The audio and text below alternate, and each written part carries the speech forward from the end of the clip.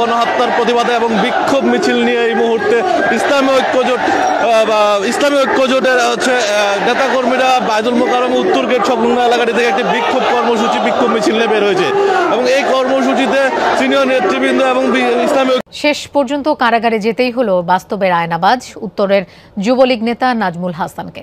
সকালে বিচারিক আদালতে আত্মসমর্পণের পর তাকে কারাগারে পাঠানোর নির্দেশ দেওয়া হয়। টাকার বিনিময়ে নিজের পরিবর্তে মিরাজুলকে সাজা খাটান নাজমুল হাসান। এ নিয়ে অনুসন্ধানী প্রতিবেদন প্রচার করে যমুনা টেলিভিশন।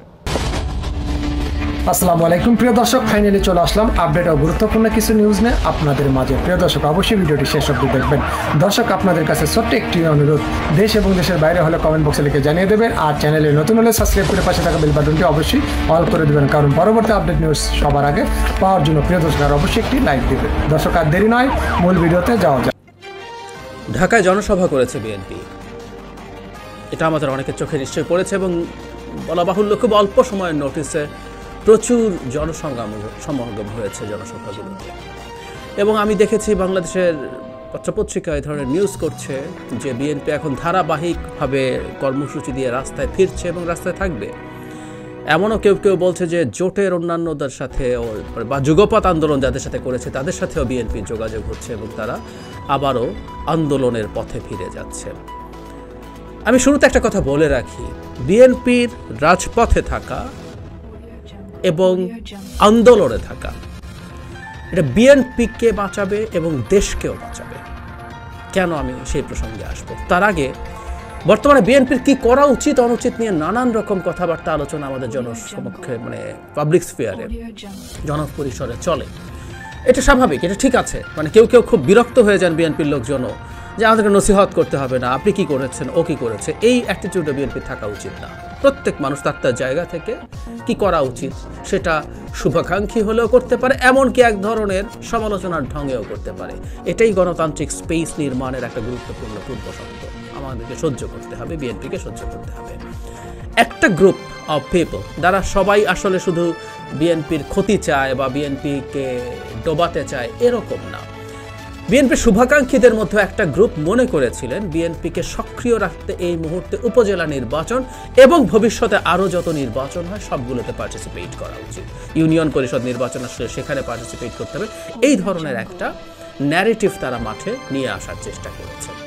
তাদের যুক্তিটা হচ্ছে এরকম যে দীর্ঘদিন আন্দোলন করে ক্লান্ত বিএনপি এখন যদি একেবারে চুপ হয়ে যায়, নির্জীব হয়ে যায়, সেটা কঠিন, সেটা তাদের জন্য খারাপ হবে। তার চাইতে বরং যদি নির্বাচনে পার্টিসিপেট করে, ফল যাই হোক না কেন বিএনপির নেতাদের কর্মীদের এক ধরনের সক্রিয়তা তৈরি হবে এবং এই সক্রিয়তাটা একটা রাজনৈতিক দলের জন্য দরকার। অ্যাপারেন্টলি যুক্তি হিসাবে খারাপ না, কিন্তু আমরা যদি চিন্তা করি যে নির্বাচনে, যে উপজেলা নির্বাচনে আওয়ামী লীগকে খেয়ে ফেলছে, আওয়ামী লীগের উপরে এমনভাবে চড়াও হচ্ছে যে সাক্ষাৎ স্বয়ং প্রধানমন্ত্রীকে বলতে হয়েছে নির্বাচনের ক্ষেত্রে মন্ত্রী এমপিদের স্বজনরা যাতে পার্টিসিপেট না করে, তাও সেটা পেরে ওঠা যায় না। এবং বিএনপির বিদ্রোহী যারা পার্টিসিপেট করেছেন তাদের মধ্যে মাত্র 7 জন নির্বাচনে জিতেছেন বলে আমরা দেখেছি, মাত্র 7 জন। কোনো না কোনোভাবে এটাই হওয়ার কথা। ইনফ্যাক্ট প্রায় 500 উপজেলায় আপনি যদি বিএনপি অঘোষিতভাবে পার্টিসিপেট করত, 10, 15, 20, 25টাই জিততে পারত 5%, 7%-এর ক্ষেত্রে। এই জেতায় আসলে বিএনপির অর্জন কি হতো? বরং আবারও বলছি, সার্টিফিকেট দেওয়া হতো আওয়ামী লীগকে যে বিএনপি, এগুলো তো এবার মার্কায় হচ্ছে না, বিএনপি যদি মার্কায় এখনো আইনে আছে, আওয়ামী লীগ মার্কায় করছে না, তার আমিডামি নির্বাচন, বিএনপি যদি তার মার্কা না দিয়ে মার্কা ছাড়াও পার্টিসিপেট করতে দিত, দিনের শেষে এটা বিএনপি পার্টিসিপেট করেছে বলেই বলা হতো এবং এটা টেকনিক্যালি সঠিকও হতো। তাতে দাঁড়াতো এরকম যে বিএনপি পার্টিসিপেট করার পরও সেই নির্বাচনে ধরুন 50টাই পেল, 10% অফ দ্য সিটস ইউনিয়ন পরিষদ, উপজেলা পরিষদের মধ্যে। এইটা করে একটা অংশগ্রহণমূলক নির্বাচন হয়েছে যেখানে জনগণ আওয়ামী লীগকে ম্যান্ডেট দিয়েছে, এই পারসেপশন তৈরি করত। বরং নির্বাচন করার ক্ষেত্রে আরেকটা ক্ষতির জায়গা তৈরি হওয়ার সম্ভাবনা ছিল, সেটা হচ্ছে এই রকম যে আপনি আবার নতুন করে হামলা, মামলা, হয়রানির মুখোমুখি করবেন।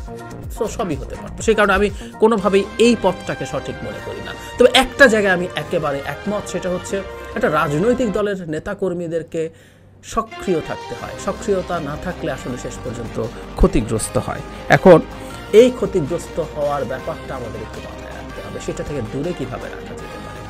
আমার কাছে সলিউশন হচ্ছে, ক্লিয়ার সলিউশন হচ্ছে নির্বাচন না, মাঠে থাকা, আন্দোলনে থাকা, নানা রকম রাজনৈতিক কর্মসূচির মধ্যে থাকা, এমনকি যদি কখনো লিফলেটও বিতরণ করতে, লিফলেট মানে রাজনৈতিক কর্মসূচির মধ্যে। কেন বলছি কথাটা এবং কেন এটাই সঠিক সময় এবং এটা চালিয়ে যেতে হবে? প্রথম কথাটা হচ্ছে, আপনি আবার 5 বছর এই সরকারটা ক্ষমতায় থেকে যাবে, তারপর আমি 4 বছর 4.5 বছরের মাথায় গিয়ে আবার মুভ করব, এই পারসেপশন বিএনপির নেতাকর্মীদেরকে শেষ করে দেবে।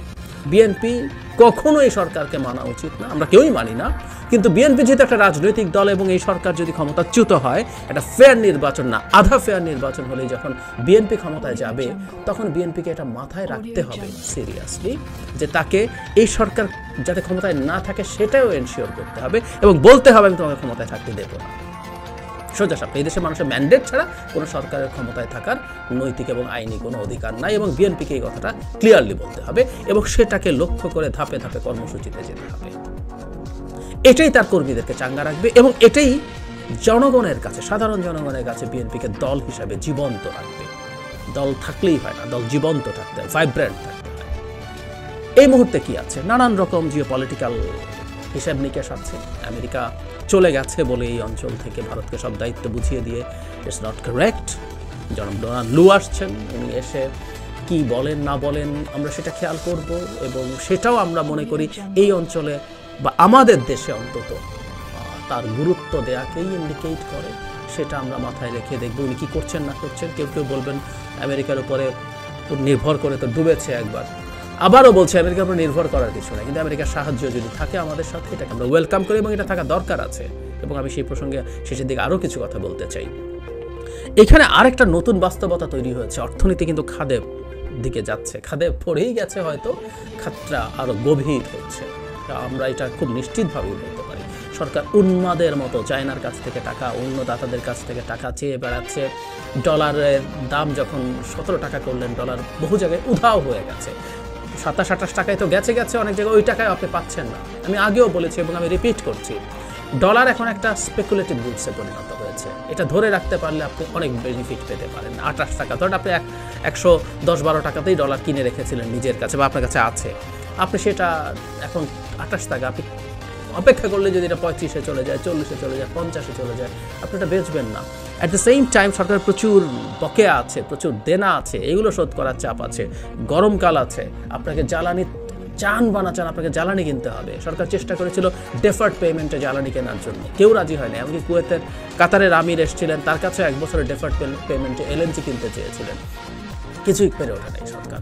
সুতরাং সামনে একটা ক্রাইসিস ক্রমাগত গভীর হতে থাকবে, এতে কোনো রকম কোনো সন্দেহের কিছু নাই। রিজার্ভ কমছে, মূল্যস্ফীতি বাড়ছে, মূল্যস্ফীতি আরও অনেক বাড়ে, মানুষের জীবনে কিন্তু নাভিশ্বাস উঠে যাবে শিওর। বাংলাদেশ শ্রীলঙ্কা হবে কিনা সেই প্রশ্ন অনেকে করছেন, আমি এটা আলাদা ভিডিও করব। বাংলাদেশ শ্রীলঙ্কা যদি নাও হয়, পুরোপুরি দেউলিয়া যদি নাও হয়, বাংলাদেশে কিন্তু একটা জিনিস আছে, সেটা হলো বাংলাদেশে একটা অর্গানাইজড রাজনৈতিক দল আছে বিএনপির মতো, যেটা প্রচুর মানুষ সমর্থন করেন, প্রচুর অ্যাক্টিভ কর্মী আছে এবং জনগণ সেই দলটার সাথে অন্তত এই মুহূর্তে অ্যালাইন করছেন। সুতরাং এই সুযোগটা বিএনপি নেওয়া উচিত আমি মনে করি, এটার মধ্যে কোনো সমস্যার কিছু নাই। এই যে সরকার মানুষের জীবন শেষ করে ফেলছে, দেশের অর্থনীতি শেষ করে ফেলছে, ভবিষ্যৎ শেষ করে ফেলছে, এই মুহূর্তে রাজপথে থাকা বিএনপির একেবারেই জরুরি। এবং মজার কথা, এই কারণে বিএনপি রাজপথে থাকুক সেটাও সরকার চাইবে না। অলরেডি জনাব ওবায়দুল কাদের বিএনপি রাজপথে কর্মসূচির নামে সন্ত্রাসী পয়তারা করছে, এই ধরনের মন্তব্য করে রেখেছেন এবং বিএনপিকে খুব বেশি দিন থাকতে দেওয়ার চেষ্টাও হয়তো হবে না। কিন্তু বিএনপিকে এই জায়গায় শক্ত থাকতে হবে, তারা রাজপথে থাকবে এবং এটা এনশিওর করার জন্য আর যারা যারা হেল্প করে, এই রাজপথে থাকা, সরকার সরানোর দরকার নেই, এই রাজপথে থাকা নিশ্চিত করা, তার মানবাধিকার নিশ্চিত করা, তার মত প্রকাশ নিশ্চিত করা, গণতান্ত্রিক স্পেস নিশ্চিত করা, এগুলোর জন্য তো আমেরিকা ইলেকশনের পরও কথা বলেছে। সুতরাং আমেরিকার সাথে বিএনপির এই ব্যাপারগুলোতে নেগোশিয়েট করতে হবে যাতে এটা এনশিওর করা যায়। এটা প্রত্যেকটা রাজনৈতিক দলের ফান্ডামেন্টাল রাইট, এটা চর্চা করার সুযোগ নিশ্চিতভাবেই থাকতে হবে। আর আমি একটা জিনিস মনে করি, বাংলাদেশে একটা স্বৈরতন্ত্রকে সরিয়ে একটা অ্যাকসেপ্টেবল ইলেকশনের মাধ্যমে গণতান্ত্রিক সরকার আনার একটা চেষ্টা আমেরিকার দিক থেকে প্রকাশ্যেই ছিল, ওরা একটা রাগঢাক করে নাই। এখন একটা বাস্তবতা হয়েছে, আমরা জানি সেই বাস্তবতাটা কি, আজকে রিপিট করছি না, তারা কিছুটা রিট্রিট করেছে। কিন্তু আমি ব্যক্তিগতভাবে বিশ্বাস করি বিএনপি যদি রাজপথে তার শক্তি দেখাতে পারে, তাহলে আমেরিকা আবারও তার যে মিশন ছিল সেই মিশনটা নিয়ে আমাদের সামনে আমাদের দেশে হাজির হবে। আমি সেটা সিরিয়াসলি বিশ্বাস করি। একটা কথা মনে রাখতে হবে, আমি বহুবার বলেছি, গ্রেট পাওয়ারের কোনো ইগো নাই, সুপার পাওয়ারের কোনো ইগো থাকে না। সে তার প্রয়োজন যখন যেটা হয় তখন সে সেই কাজটা করে। ইন্ডিয়া তাদেরকে চাপ দিয়েছে, তারা একটু চুপ হয়েছে। 28 অক্টোবরের পর থেকে বিএনপি একেবারেই যখন কিছু করতে পারে নাই, মাঠে আর কোনো শক্তি দেখাতে পারে নাই, খুব স্বাভাবিকভাবেই আমেরিকা পরবর্তীতেও তেমন স্টেপস নেয় নাই। সে তার হিসাব করেছে যে সরকার যদি থেকেই যায় তার সাথে অনেক বেশি কোয়ার্সিভ হওয়াটা তার সাথে ভবিষ্যতে নানান রকম এনগেজমেন্টে বা ডিলের ক্ষেত্রে সমস্যা করতে পারে। আবার যদি বিএনপি মাঠে শক্তি নিয়ে হাজির হতে পারে তাহলে আমেরিকা বা ইউরোপ অন্যান্য দেশও এসে তার পাশে দাঁড়াবে। আমি আবারও বলি, এদের সাহায্য আমাদের লাগবে, এদের উপর আমরা ডিপেন্ড ফুললি করবো না, কোনো সন্দেহ নাই। আমি কখনো এই ডিপেন্ড করা যাবে না, আমি ইলেকশনের আগেও বহুবার বলেছি, কাজটা আমাদেরই করতে হবে, কিন্তু এরাও পাশে এসে দাঁড়াবে। আর একটা কথা আমাদের মনে রাখতে হবে, এভাবে মাঠে থাকলেই বিএনপির সংগঠন অ্যাক্টিভ থাকবে, সাংগঠনিকভাবে বিএনপি শক্তিশালী থাকবে এবং বিএনপি বেঁচে থাকবে। বিএনপি বেঁচে থাকার সাথে আমাদের বেঁচে থাকা, আমাদের টিকে থাকা এখন জড়িয়ে গেছে। একটা শর্ট এবং মিড টার্ম, লং টার্মে কি হবে ডিফারেন্ট আলোচনা, কিন্তু এই মুহূর্তে এই স্বৈরাচারী জবরদখল করে বসে থাকা অত্যাচারী সরকারটার কাছ থেকে, কবল থেকে জনগণকে মুক্ত করার সক্ষমতা একমাত্র বিএনপি দিয়ে আছে। সুতরাং বিএনপির বাঁচা, দেশের বাঁচা, জনগণের বাঁচা, গণতন্ত্রের বাঁচা একসাথে জড়িয়ে গেছে। এটা আশা করি বিএনপি বুঝবে।